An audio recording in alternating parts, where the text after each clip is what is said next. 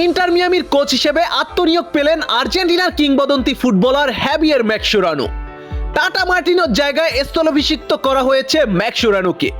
খুব শীঘ্রই অফিসিয়াল নিউজের মাধ্যমে বিষয়টি কনফার্ম করবে ইন্টার মিয়ামি।